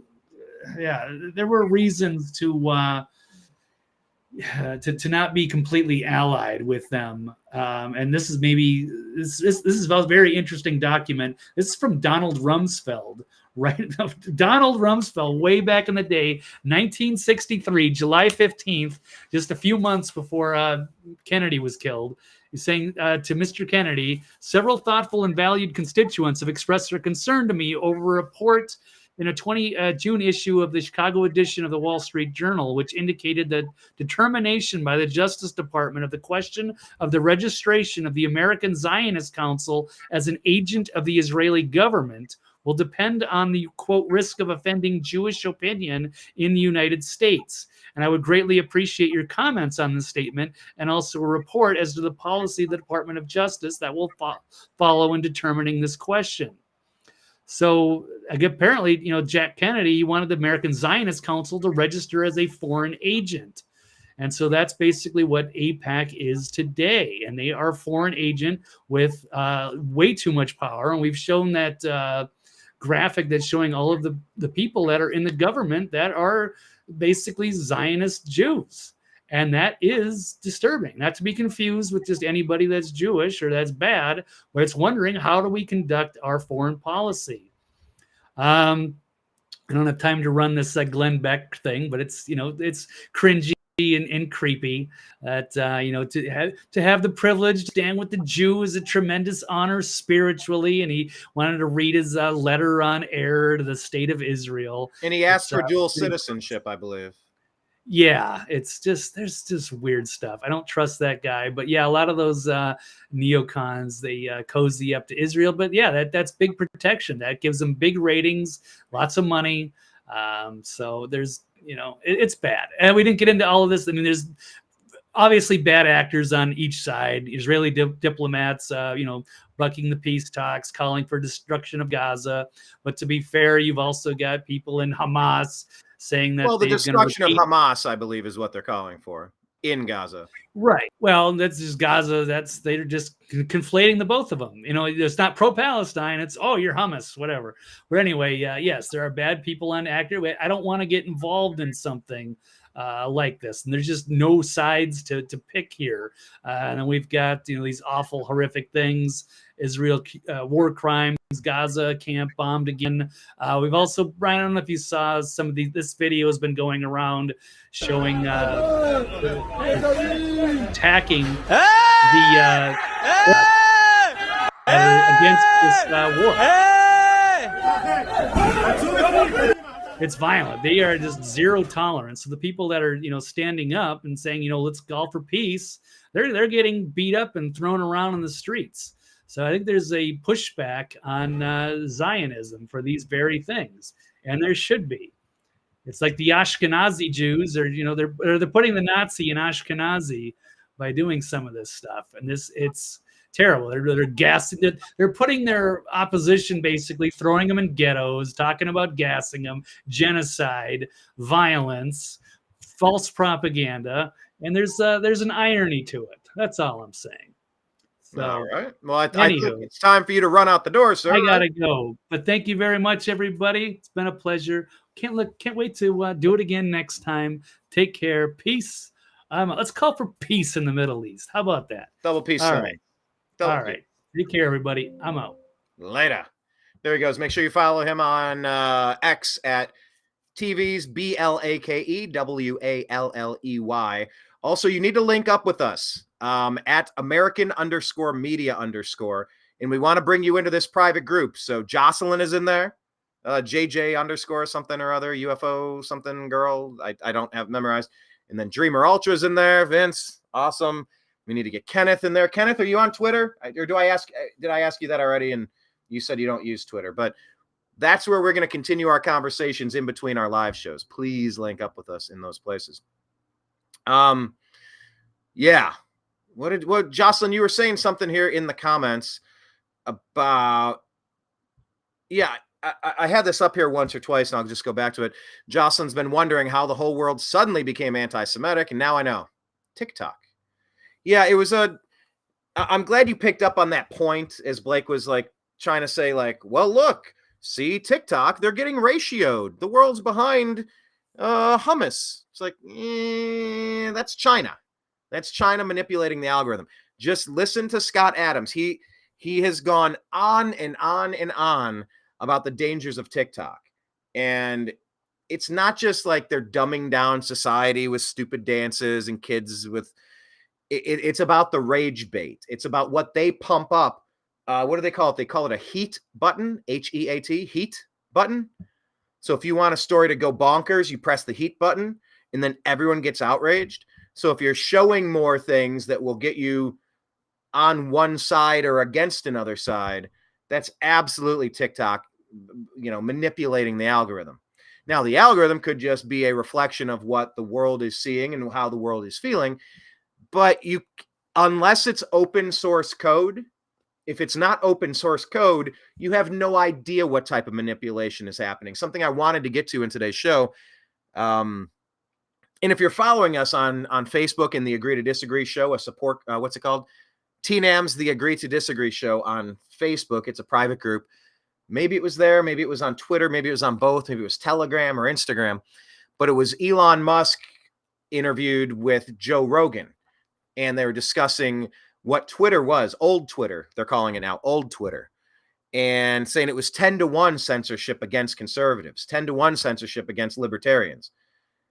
And Musk was saying that the people running it were so far left, literally any perspective or point of view that wasn't hardcore 99% left was considered far right to them because they were so extreme.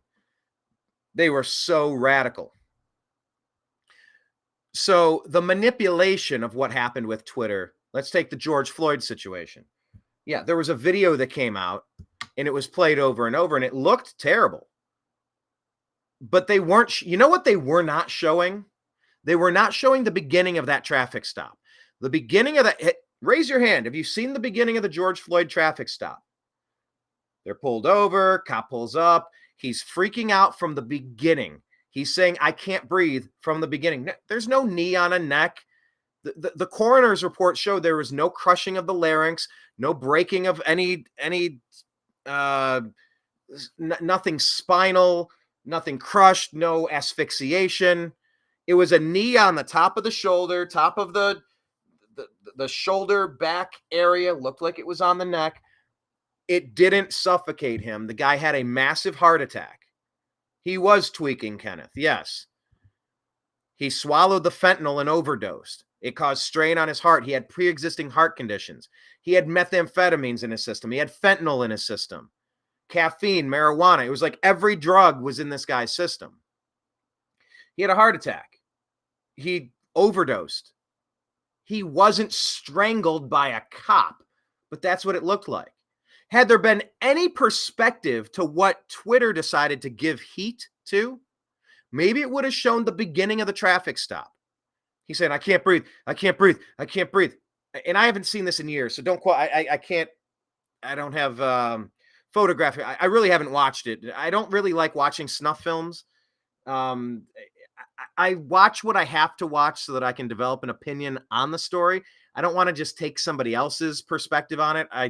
If I'm going to discuss it, I need to watch it, but that doesn't mean I need to keep watching it. These are snuff films. Like we got to understand that this stuff is desensitizing us in a really bad way. But had there been perspective showing that they had him arrested, and you're saying, I can't breathe, I can't breathe, I can't breathe, over and over, and he was handcuffed, and they put him in the back of the cop car, and he was squirming, he was moving, he wiggled his way out the other side of the cop car, out the other door that they didn't have time to close. Both doors were open. He got put in the back of the cop car. The story was over. You would have never known this guy's name. He was freaking out because he couldn't breathe, because he was overdosing and having a heart attack. He wiggled out the backside of the cop car, out the other side that was open, onto the ground, and continued to have problems overdosing and having a heart attack. That was when the knee was put there on the top of the back at the shoulder area near the neck that looked awful. But you've seen that. You've seen that one where it's about perspective. It's that cartoon. One of them is like a stabby motion and someone's there. And then they show the full picture and it's someone running away and it's like the backside of a shoe. But it's all about the perspective. The other side by side where it's like a lion is eating a baby. But on the other side, it's like they're picking it up and moving it away from harm. It's all about perspective. Twitter, who was ran by hard left, Marxist, radical leftist lunatics, they only showed you one thing. They pressed the heat button, the equivalent of the TikTok heat button. Verified by Elon Musk, who bought the damn thing. I don't know if it was him saying it or someone else, but the phrase that keeps bouncing around in my head was, I didn't buy a social media company. I bought a crime scene. There was so much stuff going on.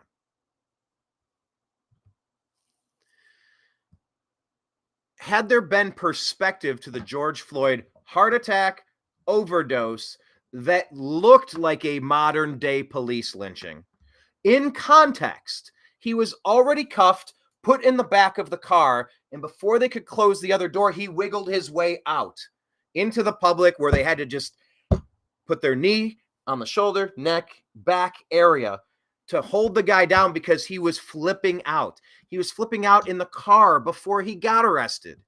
He was overdosing, having a heart attack. You didn't ever see that. You didn't even see that until the trial. Meanwhile, they boosted the heat and said, if we can stir up a racial civil war in this country, it'll go against President Trump, who's currently in power. Orange man bad. He's against illegal immigration, so let's call him a racist. And here's a black guy that got killed by a white cop, and it'll hurt Trump in the election. They sacrificed, they martyred how many cities across this nation? What was his name? David Dorn, the off-duty police officer that was shot and killed in the riot in St. Louis, I believe. Kyle Rittenhouse, that whole situation. He was there with a group to try to defend where he worked, the area where he was, from being burned to the ground because nobody else was helping. Everybody else was given stand-down orders because they wanted it for optics. The heat button was being pressed. Actually, I just saw Jim Fetzer, didn't I? I think I saw him with Dean the other day. Jocelyn, if you have an article about Floyd on his website, please feel free to share it in that Twitter group that we have. I'd love to see that. But all I'm saying is, if there was perspective, that narrative couldn't have really continued. And you saw it come out a week ago that there's another lawsuit going on, someone that was fired, and in the process of discovery, they released documents that showed that George Floyd was not. It was the coroner report again, the stuff we knew years ago. It's like Chauvin was sacrificed because it looked bad, but it wasn't reality. He wasn't strangled. He didn't have his neck broken. He overdosed. He had a previously existing heart condition. But that's not the story you were told. So I'm just saying, for perspective's sake, when Blake is saying, see, the world's against Israel now because of what they're seeing, just easy. I am tired of Hamas attacking Israel. So if you have to destroy the tunnels that are being used for the attacks, you're going to see a ton of carnage. That's on Hamas for doing that, for going to a concert and slaying 1,400 people in the middle of the Abraham Accords that were peaceful, negotiated by Trump. Once again, Trump negotiates peace. Obama, Biden, CIA, deep state, they want chaos. They want war. They want racial strife. Most normal people just want to get along. Don't force your shit on me. And how about we not force it on them? That's pretty much what normal people want. But there's agents of chaos out there that are addicted to the military-industrial complex feeding them. and they will sell their souls. They don't give a damn who's caught in the crossfire. Oh, they care enough to use this propaganda to further conflict, to further spending. But that's not a good thing. But that's their thing. It's what they've been doing since MK Ultra. It's what they've been doing since they exploded Kennedy's head in Dallas. I think humanity can do better. I got the alert that JJ Bucks sent a link. Thank you for that. I want to check that one out. You did ask the question, Jocelyn. Did Blake see that I posted at the hotel that the hotel culinary workers in Vegas will go on strike November 10? If no contract, it's 1 week before Formula One. I don't know. You'll have to ask Blake. I didn't see him respond to it in the group, but yeah, I mean, Blake obviously worked in the food and beverage scene, the hospitality scene in Vegas for a while. So it's a topic that's near and dear to his heart for sure. I have been getting reports that we are going to see, like we saw the Summer of Love with the mostly peaceful riots and murders across the country supported by deep state Democrats in an effort to rally the country in hatred against Donald Trump for some reason, like he was in Minnesota when that happened. He wasn't. What was the point I was making there? Blake, union. Oh, the story that I'm hearing is that you're going to see a year of union strikes. I don't know. Has the Ford strike finished yet? You're seeing, okay, GM and UAW. Wait, that's UAW. Reach a tentative deal to end the strike. But GM, United Auto Workers, Ford and UAW 8 days ago. Okay, it looks like they might have came to an agreement suspending the strike and putting more pressure on. Okay, well, regardless of the details, the rumblings, the chatter that I'm hearing, I hear a lot of chatter. I try not to report too many things unless I can independently confirm it, but I'll tell you what I'm hearing, sort of. There's going to be a lot of union strikes. We're just kind of bracing ourselves. What type of COVID chaos, what type of Floyd race chaos are we going to see in the next year to go against Donald Trump again? Go back to the same old tired playbook, the deep state playbook, the lying legacy media playbook, to try to frame him, to try to put a highly unpopular, either Barack Hussein Obama's spouse or a highly unpopular Hillary Clinton, or a highly unpopular and ineffective and unsuccessful Gavin Newsom. It seems like Newsom might be the guy. Or a highly unpopular Kamala Harris, or a highly unpopular Joe Biden. There are no good options for the deep state Democrats at all. There is nobody on the bench. And the person that has the most support would probably be RFK Jr. He's going to run third party. They hate him. So we'll see how it all shakes out. But whoever they put up, we're just waiting for the other shoe to drop. Is there going to be another pandemic? Going to be more race riots, World War III, communication shut down, grid goes down, banking crisis? Like, what are we going to see? What type of black swan event is on the horizon? Gavin Gruesome. Yes. That'd be a good costume for Halloween. Kenneth, Gavin Gruesome. So anyway, we'll see how it goes. But yeah, Jocelyn, I mean, I'm glad you picked up on that. How did everything go so anti-Semitic so quick? All right. Maybe TikTok. What is TikTok doing with their heat button? What are they promoting and what are they suppressing? It's just a question. I don't know. But it's something worth consideration. So anyway, that's going to conclude today's program for the Agree to Disagree show. Sorry, I do multiple shows. The other's the Unhappy Hour Sports Show, a support group. But yes, this concludes the Agree to Disagree show on the new American media, because the old American media failed. So on Rumble, find us. We are the new American media. We need more subscribers on Rumble. So if you don't have an account, start one. It's the backup to YouTube, because trust me, in the next year, you might get shut down on your YouTube channel, and other content you like might get hidden off of YouTube. So let's not rely on them. Let's get our backups in place. Get Rumble as your backup, but also check out The New American Media on YouTube, youtube.com/The New American Media. We have 6,300 some videos and millions of views, thousands of subscribers. we have 13 years of content, a lot of interesting interviews. So get us on both of those. Facebook, do quotation marks, TNAM apostrophe S, quotation marks, space, the Agree to Disagree Show. It's a private group. Search it, find it, ask to join the private group, and say, how did you hear from the group? Say, I was watching an episode of the Agree to Disagree Show, and Brian asked me to join. It's a private group. I'm telling you, we share great stuff nonstop, but Facebook is terrible. Facebook is Fedbook. Facebook deleted the New American Media's page, so you cannot trust them. So we have our backup, which is Telegram. Telegram is TNAM. That's our official channel. And then TNAM chat is kind of like the Agree to Disagree group. TNAM and TNAM chat on Telegram. We're on Signal, the New American Media, and the Agree to Disagree Show. We're also on Instagram, instagram.com/the New American Media.